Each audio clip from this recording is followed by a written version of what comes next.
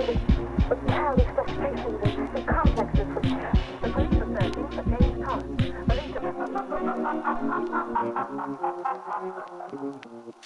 Hello, hello, hello. You're listening to Midnight Movie Gang. It is currently 2:08 p.m. Night Movie Gang. My name is LC Hines. My pronouns are he, him, and I'm here. Sorry, my pronouns are he, they. Update for the folks. Wow. And I'm here with Courtney.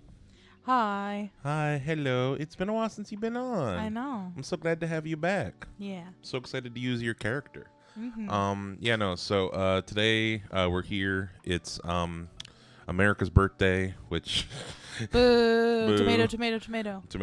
tomato. And we're here. We basically got the day off, so we're here chilling. And we're for those of you just tuning in, if this is your first episode, this podcast we talk about cult cinema, horror, sci-fi, that kind of realm of like genre film. And this movie we're talking about today certainly falls within that category. So today we're talking about A Quiet Place Day One, which we saw last weekend. All of my days run together. Yeah. But I think it was last weekend. Yeah, something like that. A Quiet Place Day One is a 2024 apocalyptic horror film written and directed by Michael Sarnowski. It's the first one in the franchise not directed by John Krasinski. It's a prequel. He's one of the producers, though, I believe. He still had like a big role in making it. It's a prequel film. As the title suggests, it takes place entirely during day one of the creatures arriving, and it's in New York. Yes. New York City. And before we start talking about the movie directly, I just wanted to ask, what is your experience with this? I know a good amount about like your experience with the second movie, because and I'll get into it when I talk about my experience with it, but like the second movie is kind of a big... The second movie was like the first big like movie back from COVID that we saw in theaters, period. And it was a big deal for me, I know, but I wanted to ask, what's your experience with this franchise, the first movie, when you saw it and stuff, and just your general thoughts on the universe. Yeah. I didn't see the first one in theaters. I saw it probably like a year or something after it came out. I don't really remember. I've seen the first one a couple times since then. Saw the second one in theaters with you. Yeah, it was the first movie we saw in a movie theater together. Mm-hmm. Because we met during COVID. Mm-hmm. Indeed. And I really like the first one. I really like the second one, but after watching this one, I think that this one is better than the second one. Really? Yeah. Would you say, is it worse than the first one? No. Or like, how do you rank them? Is what I'm trying to say. I think this one was my favorite character-wise. But then, like, the first one is, like, the first of any movie series, it's, like, you're introduced to, like, new ideas, so, like, that's cool. Mm-hmm. The second one, though, we talk about it all the time, but, like, I can't get past the fact that the people on the island in the second one didn't have a plan. They didn't have a monster backup plan. Yeah, like, how do you not have a monster backup plan? Was no one with anxiety on that island? Like, that's kind of crazy. Especially at that point, they've been there for, like, a year and a half. And they, like, had a civilization. Like, they had shit, like, set up. Mm-hmm. And they just, like, never thought, like, oh, let's have, like, an emergency system. Yeah, like, just in case, like, a monster alarm. Like, if it were me, I'd be like, have some kind of, like, alarm thing, some loud thing. And also, on like, some point in the island. dig a hole, right? Dig a bunker for people to go in. Mm-hmm. You know what I mean? Like, I don't know. Because they had everything set up really well, infrastructure-wise, on the island. Except any, like, potential, like... alien defense system. Any kind of like monster plan. Right. No kind of bullshit. Fucking if it were me, I would have it be like have like a boat set up, like a boat ready to go with like an escape boat. Like kind of like a monster get rid of boat. Oh, where it's that like too. You have a boat set up with like a bunch of lab things on it, like a bunch of speakers or whatever, and you lower the monster to the boat. And when the monster gets on the boat to go towards the sound, you just send the fucking boat off. Bye. And then you're good. That's what I would have done. Yeah. But that's my biggest problem with the second movie as well. I rewatched both of them before we saw it. And yeah, definitely the first movie is stronger. There are definitely some like the first movie is just like balanced way better. It's simpler. The second one definitely like the second one opens up some new questions that like I feel like we didn't get answered in this movie, as far as like it tried to do a little bit of world building. Like, I don't know if you remember, but remember in the second one, there's like the people at the dock who are like they're like raiders or whatever. Yeah. They're like the people who they're like they like kidnap people or whatever, but we don't get any kind of backstory with them or like how they work. Yeah. I also just like how the first one is like focused on the one family, and then I also like how this one was focused on These two characters. Yeah. Eric and Sam. Yeah. Samira. Yeah, no, I do appreciate how all these movies are pretty small scale in terms of like, thus far we have not had like a movie where it's like the perspective of like the military or something, you know? Right, because I don't give a fuck about that. Exactly. Like, what's like the big scale? Like, we only know what our characters that we're following know. Yeah. Yeah, no, and that does really help, especially in this movie we're talking about today. That really helps with a lot of the tension, because like we never like, we hear the helicopters overhead like making announcements, but we never like switch the perspective of the pilots. Yeah, which like or I the prefer. military. Like, I don't give a fuck about any of that. I don't give a fuck about any of the infrastructure stuff. Exactly. Especially because in my mind, the aliens are quite simple in this series. Like, I don't need. It's not like Alien, right? Where I like want to know more about their life cycle and shit. Like, I don't give a fuck about any of that, because it's literally just like weird Demogorgon things that can't see but can hear really well, and they can't swim. That's all I need to know about them. Yeah. I'm like fine to not know anything else. Yeah. And just like get like the individual snapshot points of view from like just a couple of people. Yeah. It's very much not really important what the aliens are doing, at least in the stories that they're trying to tell here. As far as like, I think a big part of it is because of how fucking dangerous and how unsafe this particular apocalypse is. Yeah.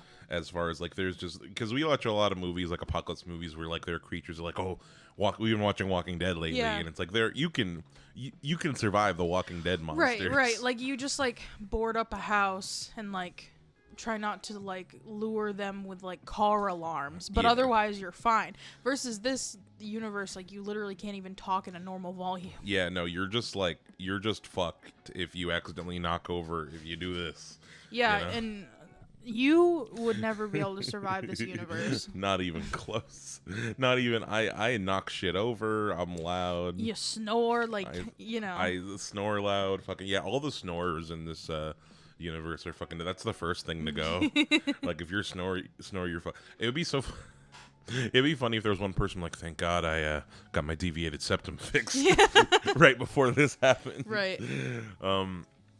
But yeah, no, it's a tough universe. And yeah, and because of that, like, at least the way that these stories have been told, we haven't really needed to know, like, more about the there is a scene in this movie, I don't know if you remember it, we'll get to it when we go into the plot, but remember the scene where the creatures, there are, like, all these, like, weird egg things in Quiet Place Day 1, and they, like, tear it up and eat it? Yeah. That, I was watching some interviews with the director and, like, some other reviews, and there was more in that sequence that was cut out that was going to show you more about, like, biologically, like, how that whole thing operates. That's fine. And, like, I don't give a fuck. yeah. I'll talk about it more when we get to it, but, like, that's a scene where they were going to try to do some world building of the creatures, and, like, when I learned about, and the director confirmed what exactly it was, I'm like, oh, that's kind of weird. Why would you do, but we'll get to that. The first two movies, the first one is really, I think something I love about, something that I think the first one is the best at is, like, I think the opening is just so strong. We just kill that little kid instantly. Yeah. Like, they just like we don't give a fuck. Yeah. You know. Yeah. And also with that situation, it's like, survival of the fittest. Like, I don't feel a whole lot of sympathy for that kid. Something that the first movie did that I liked was, like, the fact that the main girl is disabled, but it ends up being a asset in the world, and the fact that, like, her parents already know sign language because she's deaf. Yeah. And, like, I just feel like that's like a cool way to have the movie be, because I just feel like in general there's like not a lot of people in movies with disabilities, period. And a lot of the time it's very offensive, I feel. And like, I'm not a deaf person, so I can't speak like on, you know, the deaf community and how they felt about that first movie, but it just, to me, as someone outside of the community, it seemed fine, and like it seemed like an okay portrayal. And it seemed like this movie, I feel like, did it as well, this new one, where it was like, I going into it, I didn't know that that Samira was gonna be disabled and like on hospice. And I think that that's like an interesting point of view, because I feel like disabled people are never in these types of movies, because it's just like assumed that they would die or whatever. When like that's not necessarily true. And like, I don't know, I just like movies that bring in less just like standard like non-disabled white people, and like put in some like more diverse roles. That's a good point. I've never actually thought about that, as far as like, in all other pucks, we're following like fully able-bodied people. Yeah, like think about Independence Day. Yeah, like everyone is like, is not, no one's disabled. Everyone's just like totally fine. No one's worried about medication access. No one's worried about anything. That's a big factor in this new movie. That's a good point. Yeah. I think another element of like the whole like disabled thing, like having that type of diversity, is like the way that all of it is implemented is never seen as like I think in this movie too, I don't think it's never purely like obviously there are disadvantages to, in the original movies, being deaf, and disadvantages to being like very sick with cancer in this movie, but I feel like, does she have cancer? Or yeah, don't they say like, I didn't think they said what she had. Oh, I just assumed, because terminally ill cancer patient. I feel like they didn't say it in the movie. Yeah, well, she's very sick in the movie. But like, they also utilize those things to like, it's also just to tell a different, how do I put it? They use it to make the stakes of the story more interesting. Like, it wasn't just like, oh no, isn't it sad in this movie? It's like, her being terminally ill makes her mission make more sense. Yeah. Because like, it makes sense as to why she's not, because if she wasn't, she would just be like trying to evacuate with everybody else. But in this movie, like, spoiler alert, like she's trying to get pizza like before she dies. She's trying to like go to this like jazz club that her and her dad used to go to, and like she wants to experience that before she dies, one, because she's sick, but also because like in this world, like, death is just around the corner. And it makes sense why her character is doing what she's doing, and it allows for the story to be more interesting. I think it especially allows for the story to be more interesting because when you really think about like what we know about the creatures, it's fairly easy to survive them if you are able to evacuate. If you're smart, yeah. Like, if you just like, especially because like this is in New York City, there's water access.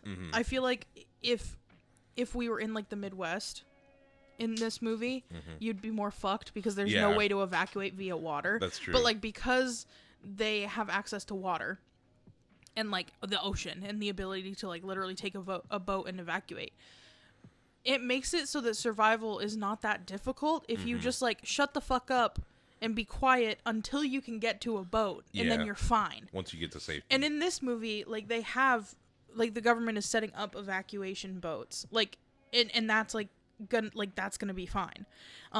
And all you have to do is like go to an island. And so having the main character have a different motivation besides survival made it way more interesting, because if she wanted to survive, she could have just gotten on the boat. Yeah, it would be a much shorter, simpler story. Yeah. For sure. And something I liked about this movie, too, is that, so it opens with her at the hospice center, and she is convinced by a nurse to go on, like, a field trip with the other hospice patients. And she's the youngest hospice patient, too, because everyone else is old, and she's the only one there who's not. And she has her cat, Frodo.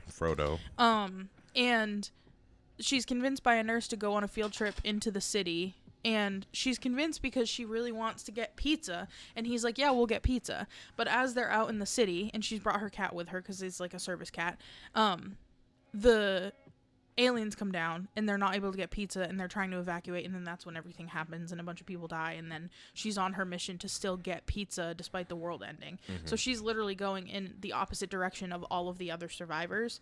And I think that that's way more interesting just in general, because we knew from the start, like, oh, she's not, well, at least I did, like, you know from the start, she's on fentanyl patches because she's in so much pain. Like, she's terminally ill because she's a young person in hospice, which doesn't happen very often. And she, like, it's clear that she's not going to make it through the whole movie, because if she made it through, like, she just can't make it through the whole movie. Like, Exactly. she's even in not in an apocalyptic situation, she's already on hospice. Like, she's going to die. Even if she survived the creature, she would die not too long after the events of the movie. Exactly. And so it made it interesting to have a character that you know is going to die, not because of the monsters, but just because of stuff that was happening anyway. Yeah. And giving them a different motivation is just way more interesting. Absolutely. Yeah, no, that's a good point. We pretty much started breaking into the plot already with you just summarized the opening, but before we get more into the plot, last thing before we get into the plot of this movie, I also feel like the way they utilize the deafness in the first movies, like, they also did it for more than just like, oh, doesn't this suck? In the sense of like, like you said, the fact that her whole family is already fluent in sign language gives them like such a big advantage to where, like, her being deaf, like, does add, like, doesn't just make things more dangerous for her, but it also, like, adds a skill and an element that helps the family survive. Yeah. Which I think is really good. But then also, as far as filmmaking goes, like, it's really cool because it allows you to have these, like, scenes where I really love in the first two movies, rewatching it recently, when we're in her perspective, like, when we're with her, the movie's silent. Yeah. And I think about the opening in particular is, like, really effective because you see, like, the whole family is, like, walking home from, and they have the dumbass kid in the back. And you see, like, dad stop and mom stop, and they both turn around and they're shocked, but we're from the teenage girl's perspective, so we can't hear the toy going off, like the little toy space shuttle. And you know what was, I rewatched it recently, and, like, I didn't realize, I forgot this little detail. The little kid finds the little spaceship, and the teenage daughter is, like, talking to the little kid, and he's like, this is what's gonna get us away from here, a spaceship. And I'm like, oh, that's so sad. And then he gets snatched. But yeah, no, like, it is very cool that that this movie, or that this franchise thus far has, like, given us some unique perspectives on, like, an apocalypse type situation. Yeah. I will say though, while, like, I have enjoyed these, like, very character driven things, I do want some Quiet Place content that fills in some information about the creatures, because we still don't know a lot about them. I'm cool with that. Yeah. I mean, it doesn't have to be, so they're making a Quiet Place game. No. Ain't playing that. No. I forget what it, they've dropped, like, a trailer for it or whatever, but like I don't need movies that fill in the lore. Like, if this game has, like, a bunch of, like, alien shit, then that's cool. Like, I don't need to be in a movie is what I'm trying to say. Yeah. Anyway, so let's get into the plot of Quiet Place Day 1. You pretty much summarized the opening. Samira, terminally ill, lives in hospice. The nurse, played by Alex Wolff Rubin. I always love to see, I think Alex Wolff is a pretty good actor. Yeah. I always like seeing him and stuff. Mr. Naked Brothers Band. I always forget. I wanted to say, like, I found it so weird that he's playing, like, a grown-ass man in this movie. Yeah. He's finally getting out of his, like, teenager phase. Like, he's got, like, dyed hair and earrings, and, like, it's a very different look for him, I thought. But yeah, so yeah, the creatures hit. I really like the scene where they're on the bus and, like, everybody is, like, looking. More important thing, they go to a puppet show. Yeah. And we meet Jimon Hansu's character Henry, who is in A Quiet Place 2. He's like the leader of the island in the second movie. They go to this puppet show, and it's a really creepy puppet show. The creatures come. And then Yeah, Sam wakes up in the puppet theater with Frodo and the other survivors. You said that you had an issue with that scene where like everyone was being quiet in the theater. You said you didn't buy it. Well, just because like I just don't trust other people, especially like that scene reminded me a lot of COVID. And like any movie now, like COVID has altered our view of a lot of things now. I feel like actually being in a situation that felt apocalyptic and still feels apocalyptic at times because it's still not over. Like COVID is still around and still killing people and still disabling people. But going through a situation where we were told very clear, explicit instructions on how to protect ourselves and others and then did not do those things. Now every time I see like media about an apocalyptic situation and the people are listening, I'm like, no, they wouldn't, because we had an apocalyptic situation with a virus that was literally killing people in mass amounts, and we as a country still did not give a shit, and people made conscious choices to not protect themselves and others, even when it was super simple, like wearing a mask or, staying in your house or, the very clear instructions we were given at the beginning of the pandemic that people didn't listen to and then resulted in the death of themselves and others. Like the idea of being in a space with a large amount of people and being told by the military helicopters, like, stay quiet, stay in place, like, go evacuate slowly and quietly. Like, no one's gonna fucking do that. You're gonna have at least one asshole in this space that is gonna just start screaming. To be fair, all the people who didn't follow the rules would die instantly in this movie. In this movie, yeah. But also, it causes the death of other people. True. Is the part that, like, yeah, that I was more thinking about, is the fact that when you're all in one building together and you're being told to be silent or die, if one person starts yelling, everyone's gonna die. Yeah. Because then the monsters come and then everyone starts yelling because we're panicked. Like, and I just don't trust a large group of people to have the sense to shut the fuck up. Yeah, because that group think and that animal logic will come in quick. It's funny that you mentioned, this franchise is like one of the most interesting allegories for, like, when you think about, like, with COVID, and it almost feels like it's planned, but like, because I remember when we saw Quiet Place 2, which that movie was filmed completely before COVID. Like, it was supposed to come out like April 2020. It really hit me hard, that openings, because that movie opens with day one, but not like in like their small town, the family, and they're like at a baseball game and people are acting normal, people are going to the stores, and it was, I remember at that time it being so weird, like, damn, like, we used to live like that. And then once the monsters hit and like we get to the future, it's like, wow, it's like, yeah, that really is what it felt like. Yeah. Because everything has changed. Exactly. And this movie shares like a lot of that sentiment too, because I feel like there's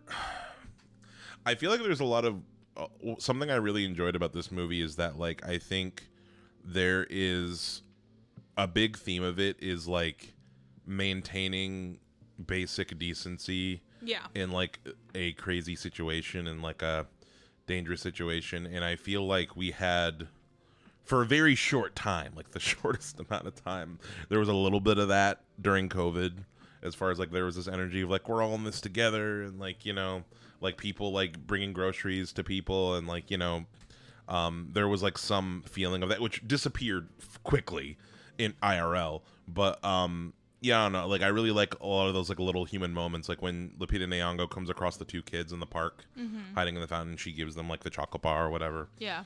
And then like Joseph Quinn's whole character when we come into him.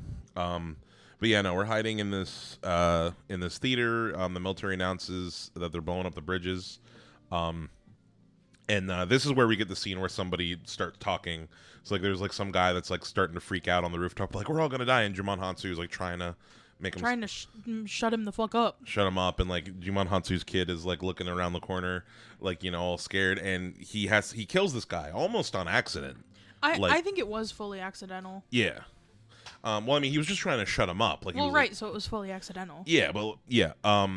And it's a scene where it's like Jumon Hansu's freaking out. I mean, rightfully so, killing someone. But at the end of the day, like, he was gonna take everyone down with y'all. Well, and I don't think that he meant to kill him at all. He was just like, shut the fuck up. Mm-hmm. Like, it kind of reminded me of, like, you know, like shaken baby syndrome. Yeah. Like when someone's baby like won't shut the fuck up, and like humans have a tendency to get really frustrated, and like it's very easy to like channel your frustration and do something like that where you're just like, like, shut up. And then that causes like damage that you can't take back. And so I feel like that's just a very human reaction. I'm not saying it's right, but it's a very human reaction to be like, stop, like, literally stop. And I think that was like more what was going on. I don't think he had any real awareness, because the guy was backed up against a wall, but I don't think that he had any awareness of being like, I'm gonna hit this guy's head into the wall and kill him. I think it was more like he was just clamping his hand over his mouth and just trying to do it with like enough force to be like, shut the fuck up. Yeah. And it just happened. Yeah, no, it was a super intense scene. Yeah. Definitely, and you saw him be shook by it. But yeah, Sam ends up leaving with Frodo, the cat, and she's like going towards Harlem because she's trying to find the pizza place again.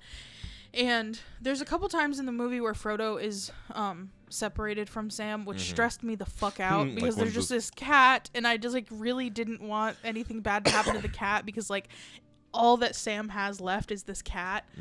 And like I was just stressed the fuck out. But Sam is like hiding in an alley, and Frodo is separated from her, and Frodo finds Joseph Quinn's character and like leads him back to Sam. Yeah. He pops up out of like the subway water. Yeah. Like, oh my god. And this is after Alex Wolff's character dies. Like the emergency generator. That was not important to me. Yeah. The emergency generator turns on, he gets killed. Goodbye, Naked Brothers band.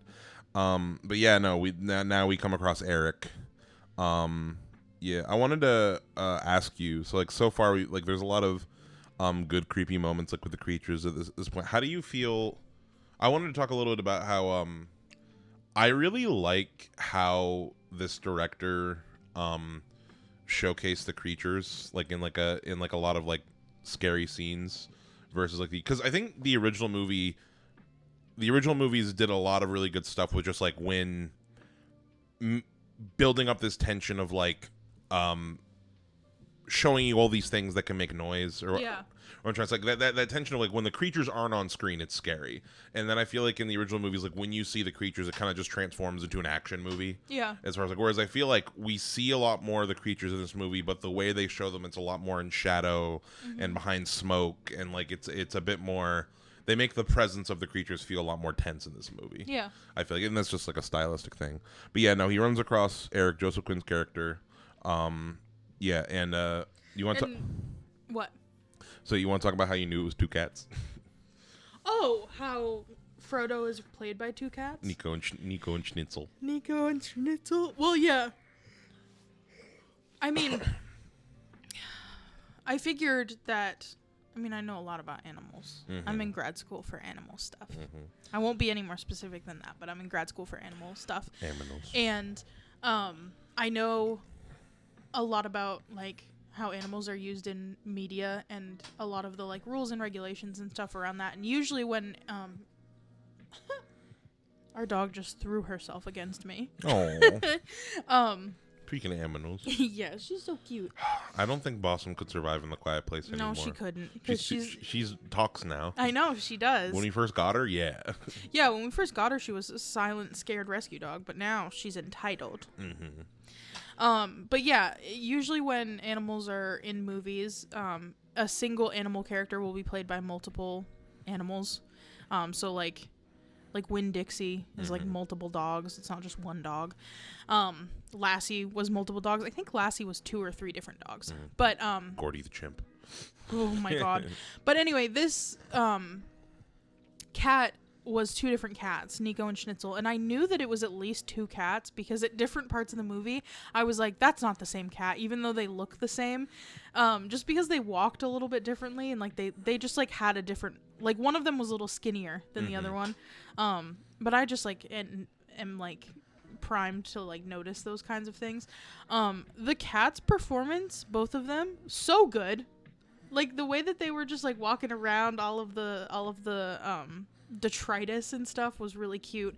I thought that the her having a cat as a service animal was really, really cute and also really practical for this world, because there's no way that you could have a service dog and live in this universe, because like service dogs are loud, even like when they're super well trained and everything. Like there's gonna be the jingle of their collars, there's gonna like they make noise, like they're just louder. But cats are literally silent.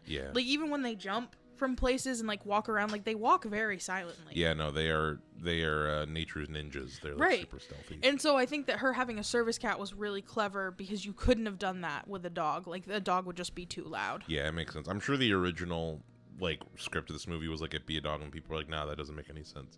I don't know, maybe they thought of a cat to begin with. Maybe.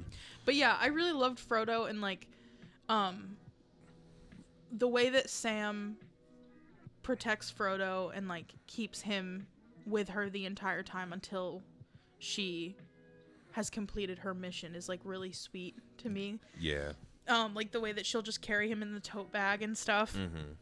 Yeah, there's a lot of sweetness, and I'm glad that like Frodo made it to safety at the end. I wanted to talk real quick before we get into Eric.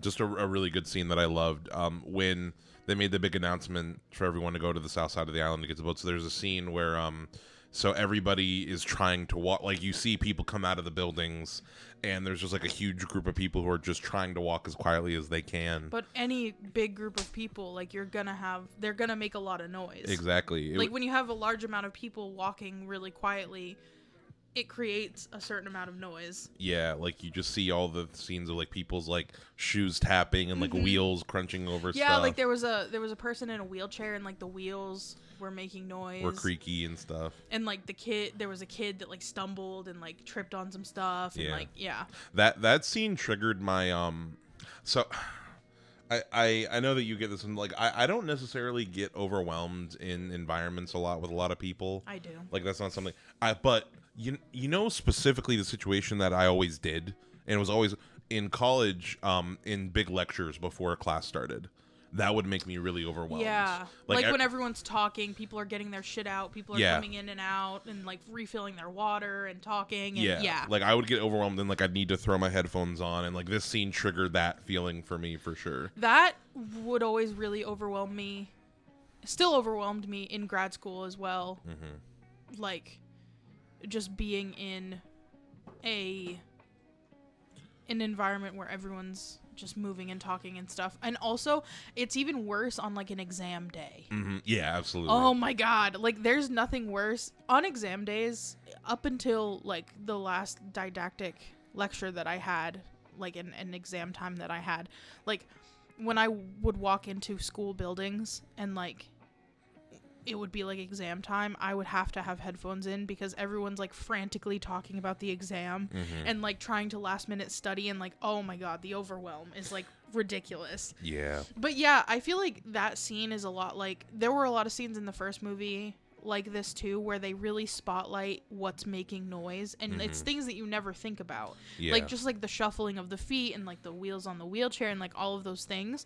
And like that scene in this movie did a lot for me to like get my heart rate up. Like I was like, because like in general, all of those sounds make me anxious anyway. Like you and I go to a lot of concerts, and something that I dread every time we go is when the concert's over and we have to walk through the crowd to get out. Yes, that's true. Like even in a situation where everyone is not necessarily being super loud like that, like that's rough for me.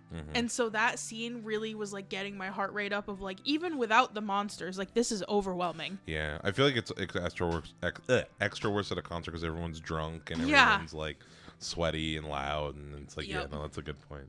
But with the movie, so Joseph Quinn's character enters the scene. He pops up out of the water.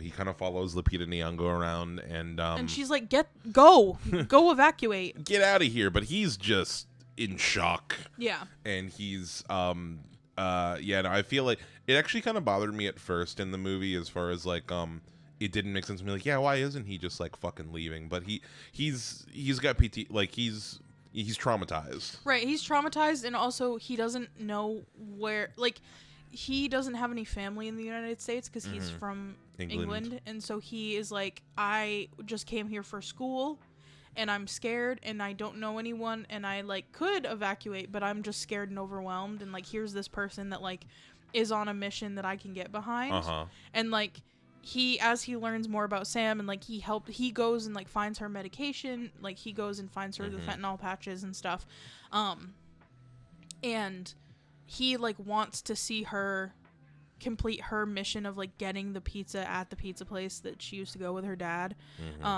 And it was just really sweet. Like, his motivation and her motivation ended up, like, I really liked the way that he was like, you know, shit really is really fucked right now, but I can, like, help this person get to what she wants to do because she has a clear idea of what she wants to do, and I'm, like, confused and scared. And when they get to, do you want to talk about when they get there? When they get to where? To the pizza place? Oh, no. Yeah, I want to talk about okay. I want to talk about them at Sam's apartment. There's a scene in here that Was that really Sam's apartment?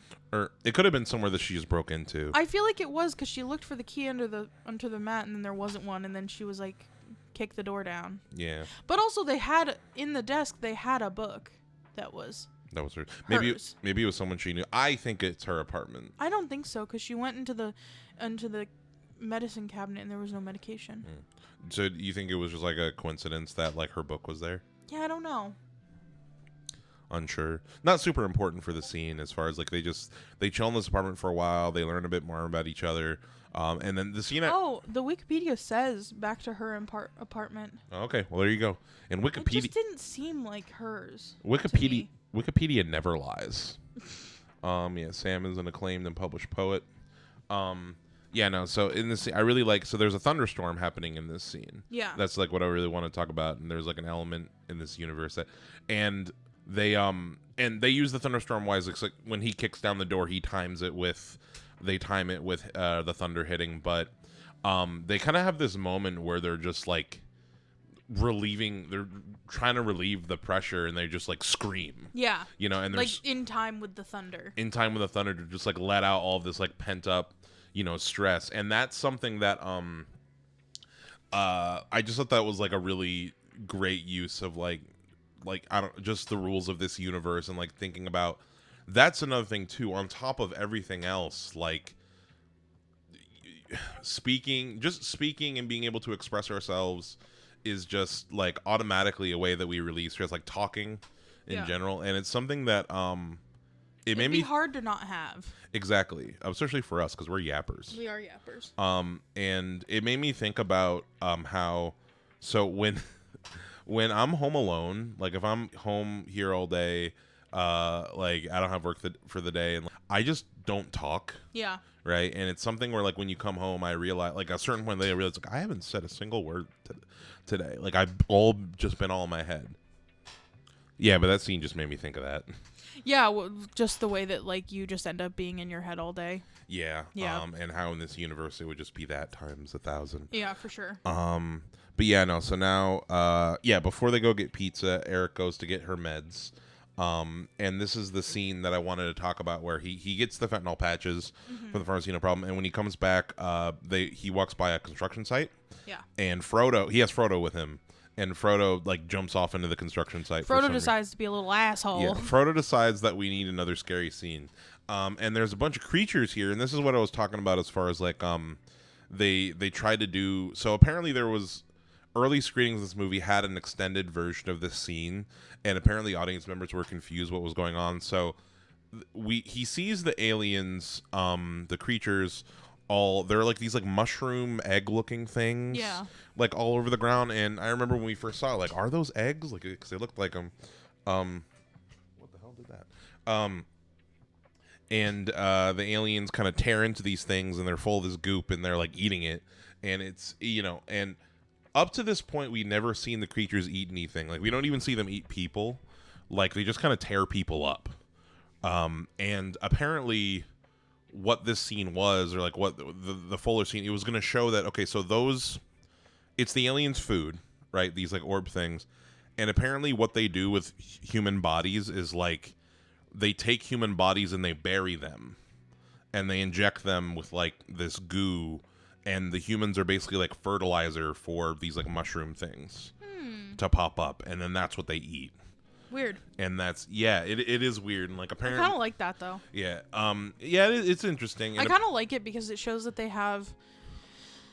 it shows a level of organization and critical thinking that you wouldn't anticipate from them. Mm-hmm. Because like there are very few animals that would like farm like that. Like that's farming. Like you're taking a fertilizer and you're making something, like you are doing something with a resource to get a different resource, and that takes like a certain level of critical thinking and like planning. Like animals planning is like a big criteria of like intelligence. Yeah, and like, you know, it's weird for animals to not just act cause and effect. Like I'm gonna kill this thing and eat it, like directly, versus I'm gonna kill this thing, do something bury with it, and then get something else from it. Like that's an additional layer of planning or like innate like understanding that we wouldn't necessarily expect from the creatures. Yeah, no, it is an interesting scene. Part of me though, when I like read, it was the director who like talked about like exactly what was going on in that scene, and we're probably gonna get that extended scene like on a Blu-ray deleted scenes or whatever, which I'm excited to see. I think since they didn't include the whole scene, I think they should have just cut the scene, because it didn't make sense. I was like, what the fuck are they eating? What the fuck's going on? Like I had no idea what was going on in that scene. It seemed very out of nowhere. I don't know. I think they just didn't want to cut like him sneaking around. They're like, well, we have to show explain what all these ball things are that we have set up. Yeah. But yeah, I don't know. Yeah, they should have just gone more into it. And also me personally, like, why don't they just eat people directly? I don't know. That's scary. But yeah, no. So then she gets her meds. They try to go get pizza, and Patsy's is destroyed. Like creatures came in, fucked it up. Like a car was rammed into it, and there was a fire and stuff. Like it's destroyed. But the jazz club that Sam's dad used to take her to is still there. Yeah. And they go in there, and Eric goes in, and he finds pizza from another place.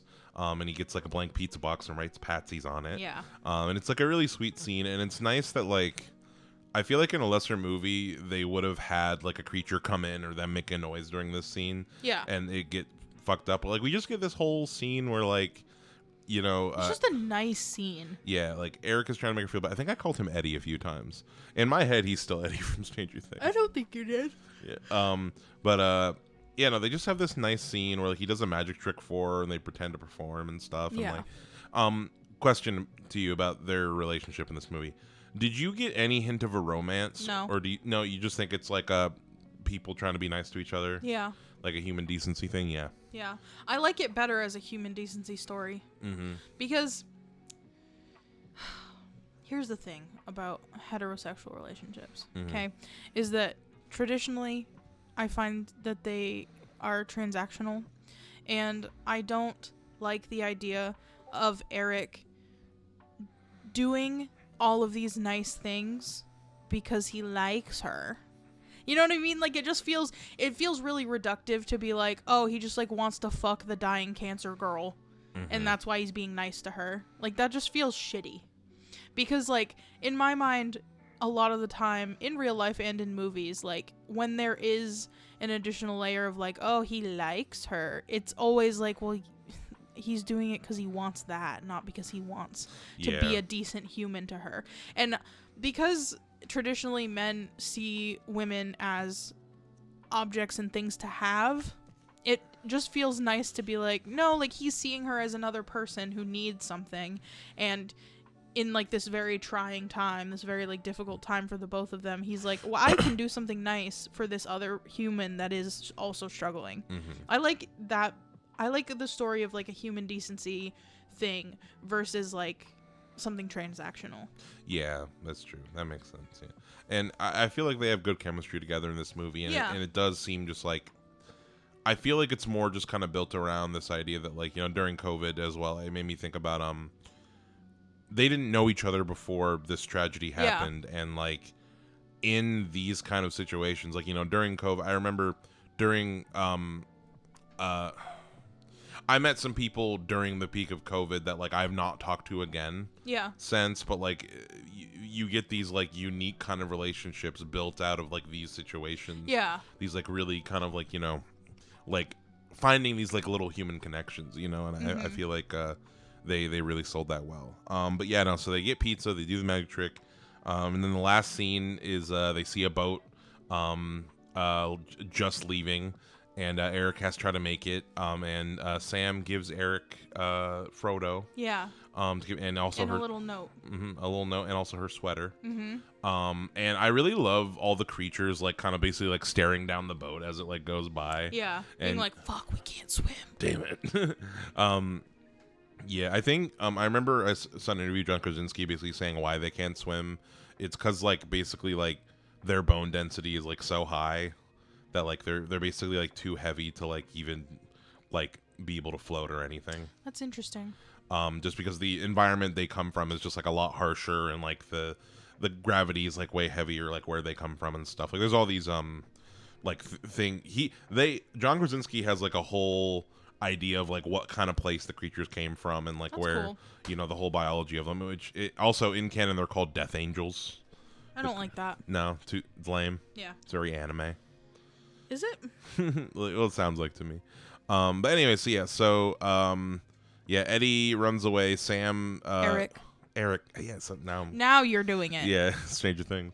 But yeah, so Eric runs away, and Sam distracts the creatures by breaking some car windows and setting off some alarms. Yep. Really smart.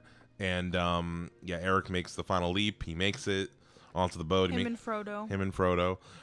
Which, I mean, we'll see if we get Eric again in another one of these movies, because presumably he meets up with Jumon Hansu, and his character has a name. His character's name is Henry, but he's Jumon Hansu. We know that he ends up on the island. I guess Eric ends up somewhere else. Maybe we'll find out what happens to him in like a further movie, but they make it to safety, and Sam is like walking through the streets, and she's listening to a song on her iPod. Feeling Good by Nina Simone.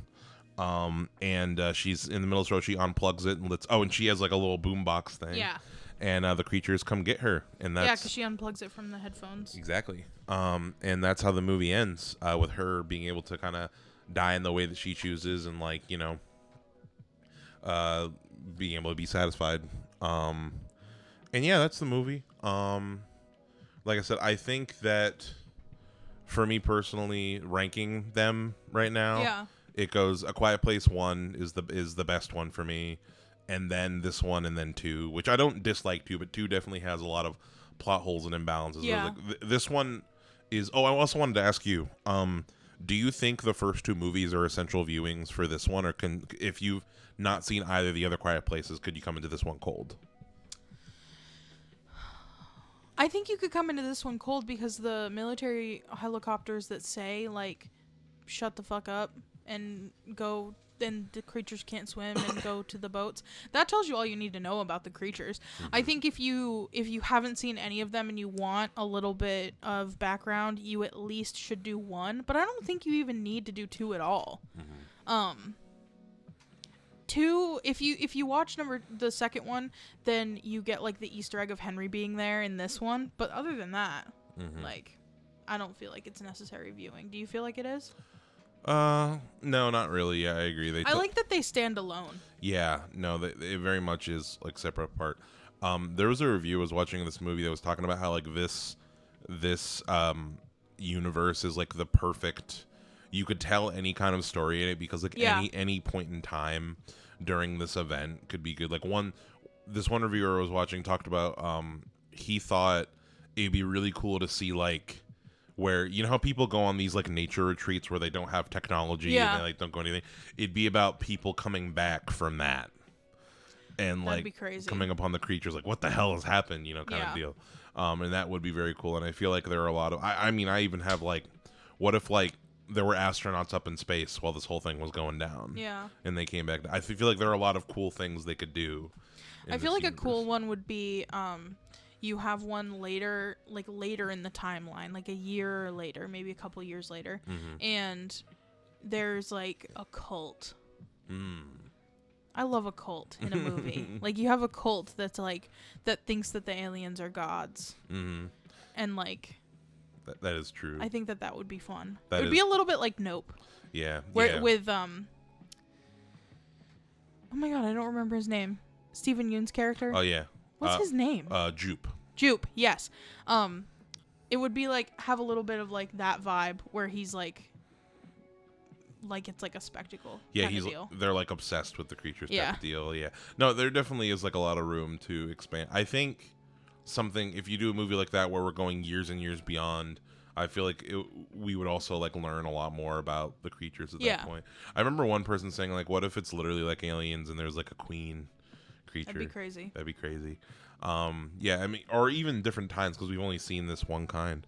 But yeah. So something that I really liked about this movie, I like movies that like end happy but not traditionally happy. Like this movie technically has a happy ending because Eric and Frodo make it to safety. And then Sam got kind of what she wanted, enough to be satisfied, and then she got to choose her way out.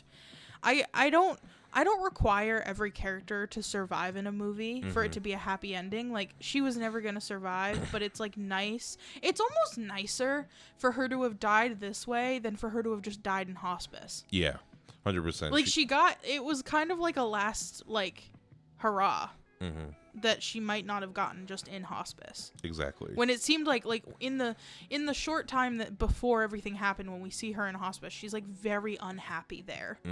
And, like, very reluctant to, like, be living her last days or weeks or months or whatever there.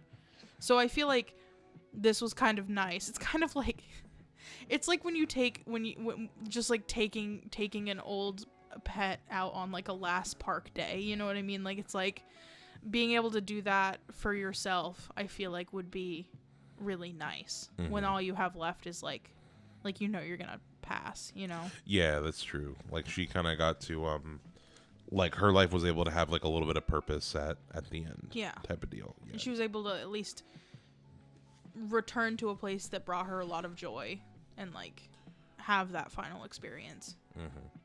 Absolutely. Yeah. So, you know, that's A Quiet Place. I think the last question, this might be a hard one with this movie because it's not really a prop heavy movie. Can you think of a prop that you might want from this movie? I know what one I want, but we might be the same. You go. I want Sam's jacket.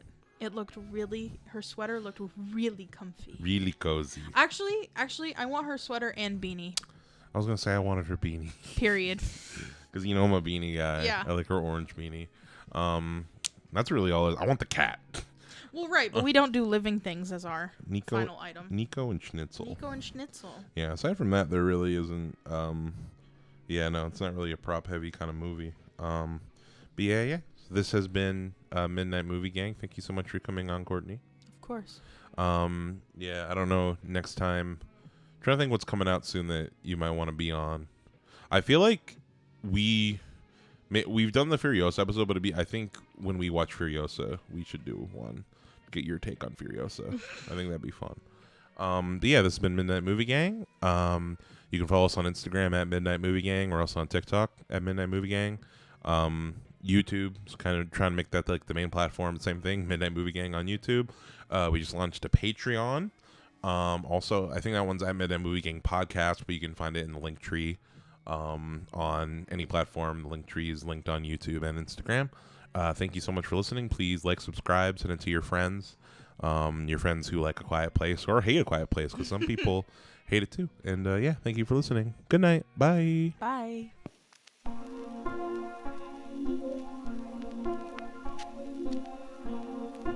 So, here we go.